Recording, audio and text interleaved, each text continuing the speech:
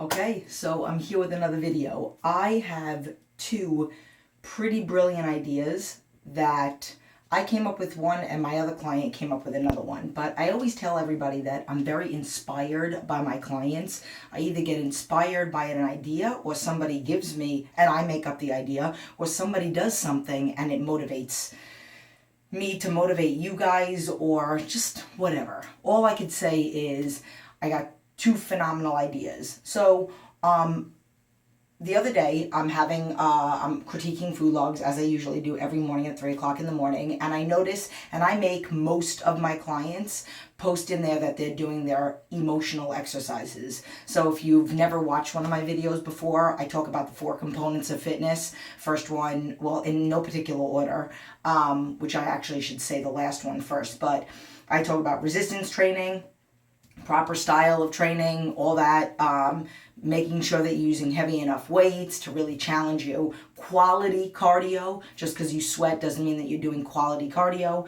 Nutrition, making sure that it's right for you, that you're getting in enough of everything, and not too much, and the right times a day and the right combinations. And then emotional exercises, getting in your positive affirmations every day. If you live a negative lifestyle or you have negative people in your life, making sure to get in some positivity. And then complimenting yourself, believing that you can do this. And literally that's the most important part, believing that you can do this. So, first part is about a client of mine that I'm critiquing her food log, and pretty much every day she writes in there affirmations and videos or affirmations, because I make them put that in their notes section on their food log. So for those of you that don't know what a food log is, if this is the first time you're on my channel, pretty much 7 days a week, every day, holiday, vacation, no matter what, Christmas, my birthday, your birthday, I get up every single day at 3 o'clock in the morning until 5 o'clock, and I critique about 50 something food logs, depending on how many clients I have.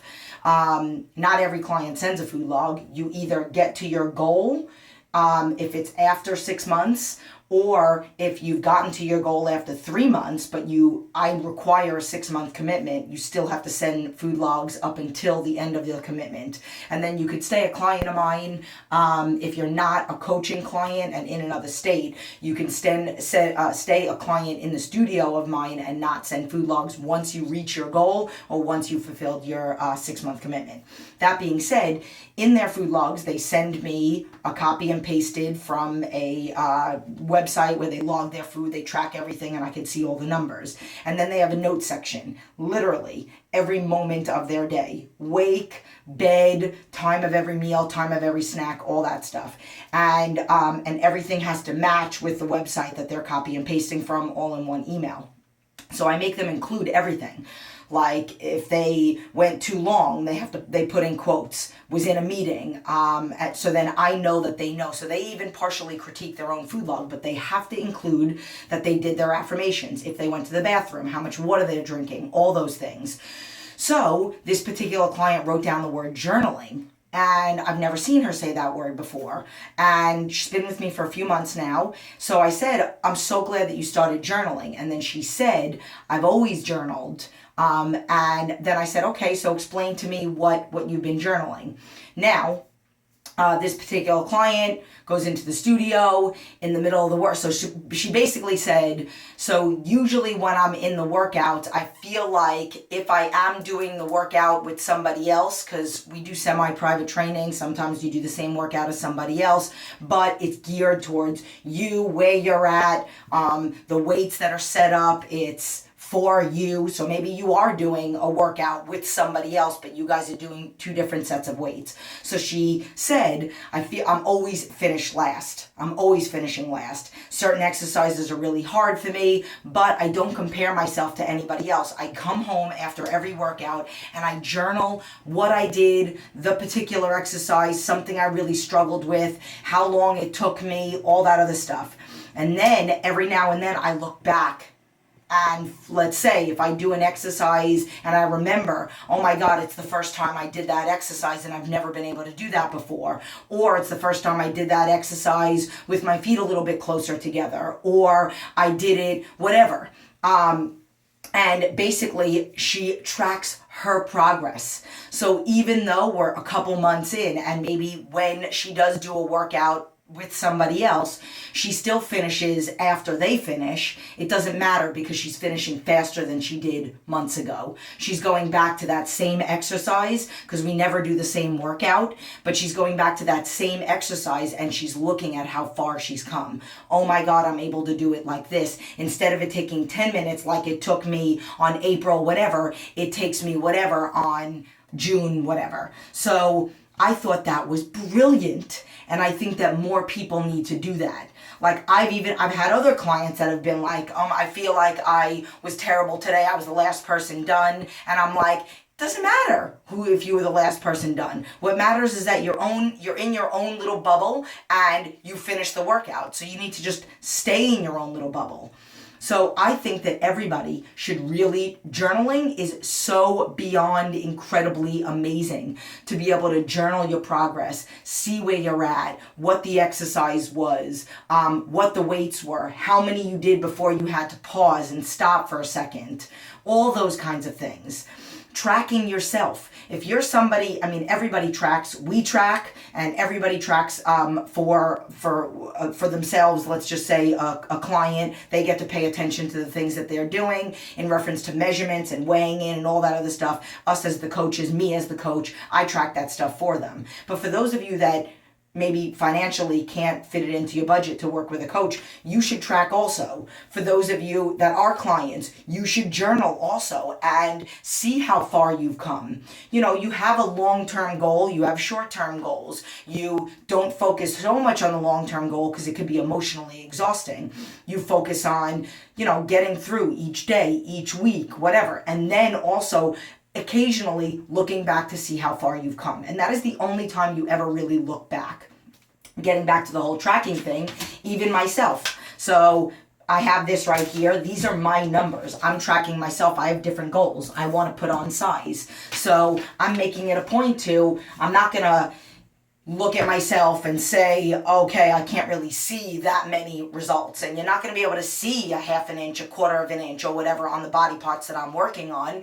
So what do? I got to do something measurable. So that measurable, maybe it's not this for that particular client. It is that for everybody, almost everybody.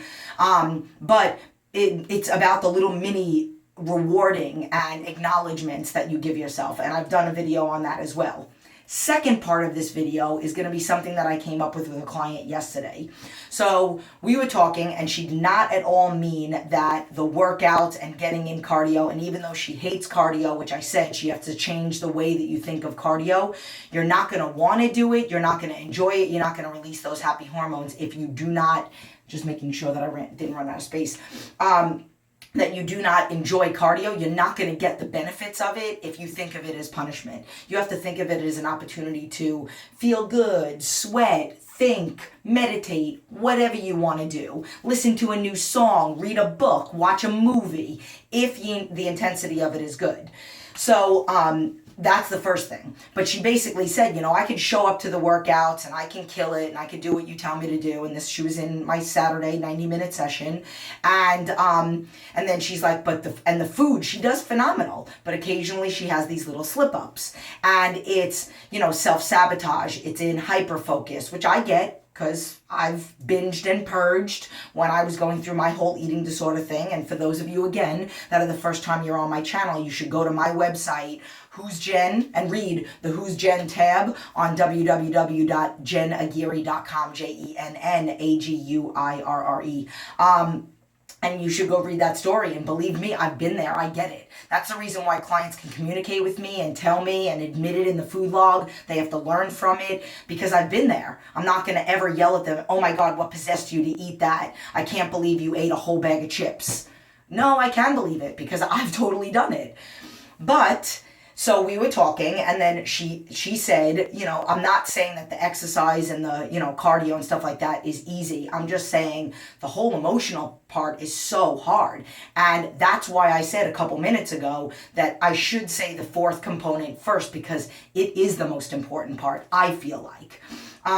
If you don't believe that you can do this. And that's what when I was responding to her food log yesterday morning before she came into the studio, my response to her was, because I voice recorded it, I critiqued her food log that way, and I responded to her and I said to her, let me ask you a question. In the back of your mind, do you think that you can do this? When you look at yourself in the mirror or whatnot with me, do you sit there and do you ever say to yourself, oh my God, there's no way that I'm going to ever get fit because this person has an aggressive goal?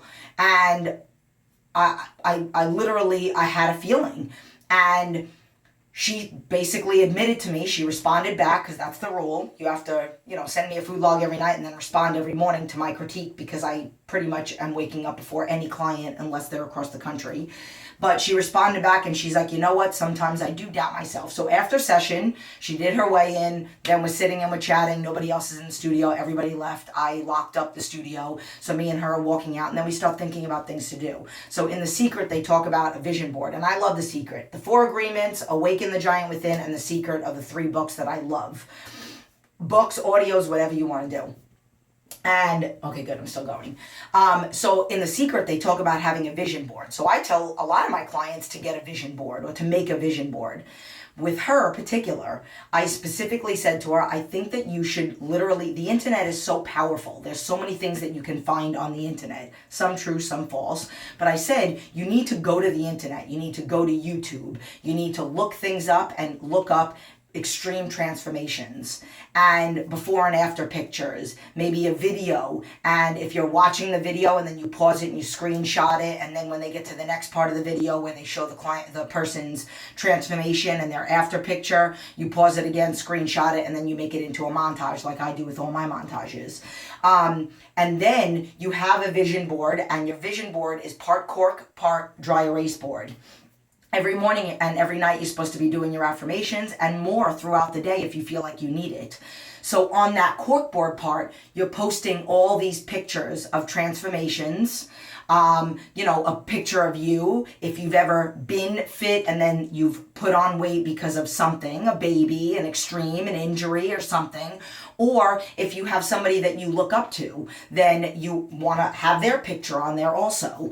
And then the dry erase part is for your affirmations. So every day you wake up and you write them down. You look at them. Maybe you look yourself in the mirror. Maybe you put headphones on and you say it as you're writing it. Maybe you just write it. After you're done doing that, you erase it. One of them has to be that it's something that you am really trying very hard to believe. And then what I told this client is wake up every morning and say your affirmations, write them, erase it, and then clean board in the middle of the day. If you're home, right after work, right after school, right after whatever, if you want to write something down, let's just say something really negative happened. Let's say a family member or friend said something really crappy to you. You go over to the board, you write something positive, and then you walk away.